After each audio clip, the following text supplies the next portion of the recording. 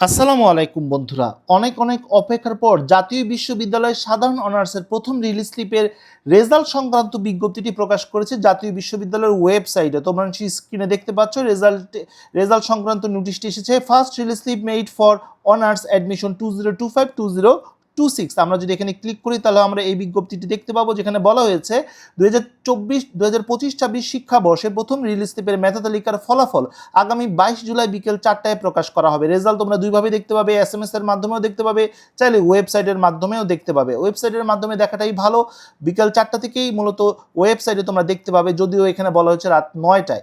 যাই হোক বন্ধুরা, যারা 2024-25 শিক্ষাবর্ষে অন্য কোনো কোর্সে ভর্তি হয়ে আছো জাতীয় বিশ্ববিদ্যালয়ে, তারা আগের কোর্সটি 28 জুলাই 2026 তারিখের মধ্যে বাতিল করে তোমরা এখন রিলিজ স্লিপে চান্স পেলে সেখানে তোমরা ভর্তি হতে পারবে, না হলে দ্বৈত ভর্তির কারণে তোমার এই চান্সটি বাতিল হয়ে যাবে। আর রিলিজ স্লিপের মাধ্যমে যে সাবজেক্টটি তুমি পাবে সেটা কিন্তু আর পরিবর্তন করতে পারবে না, এটা মাইগ্রেশনের কোনো সুযোগ নেই। বন্ধুরা, 22 তারিখে রেজাল্ট প্রকাশিত হবে এবং সেদিন থেকে 1 আগস্ট পর্যন্ত তোমরা ফর্ম ফিল আপ করতে পারবে অনলাইনে, অর্থাৎ যে সাবজেক্টটি পাবে, যে কলেজটি পাবে, সেখানে তোমরা ফর্ম ফিল আপ করতে পারবে এবং সেই ফর্মটি পূরণ করে 23 তারিখ থেকে 2 আগস্টের মধ্যে তোমরা জমা দিতে পারবে কলেজের ভর্তি ফি এবং কলেজের নিয়ম অনুযায়ী। এরপর 23 তারিখ থেকে 3 তারিখের মধ্যে কলেজ কর্তৃপক্ষ যারা কাগজপত্র জমা দিবে তাদের কাগজপত্র যাচাই বাছাই করে তারা নিশ্চয়ন করে দেবে এবং 4 তারিখ থেকে 11 তারিখের মধ্যে, এটা তোমার কাজ না, এটা কলেজের কাজ, তুমি যে টাকাটি দিবে তার মধ্যে থেকে একটি অংশ জাতীয় বিশ্ববিদ্যালয়ে তারা প্রেরণ করে দিবে।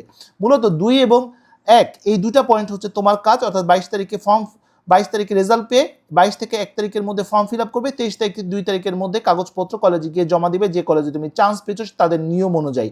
23 তারিখ থেকে 3 তারিখের মধ্যে মূলত নিশ্চয়নের কাজ। অনেকেই প্রশ্ন করতে পারো যে ভাইয়া সেকেন্ড মেরিট কবে দিবে যদি আমার সাবজেক্ট কলেজ পছন্দ না হয় বা আমি ভর্তি হতে না চাই অথবা আমি চান্স না পাই, সেক্ষেত্রে সেকেন্ড রিলিজ স্লিপের জন্য তো আমাকে অপেক্ষা করতে হবে। সেকেন্ড রিলিজ স্লিপ মূলত 4 তারিখের পর থেকে এটা আপডেট আসবে, ইনশাল্লাহ এটা নিয়ে আলাদা ভিডিও থাকবে। আর এই আপডেটগুলো পাওয়ার জন্য অবশ্যই আমার চ্যানেলটি সাবস্ক্রাইব করে রাখতে হবে। তো বন্ধুরা, এই ছিল আজকের মতো ভিডিও। পরবর্তী আপডেট এবং সঠিক তথ্যের জন্য আমার চ্যানেলটি সাবস্ক্রাইব করে রাখার অনুরোধ করছি। তো বন্ধুরা, আজ এই পর্যন্ত সবাই ভালো থাকো, সুস্থ থাকো, দেখা হবে আগামী কোনো ভিডিওতে। সে পর্যন্ত আল্লাহ হাফেজ।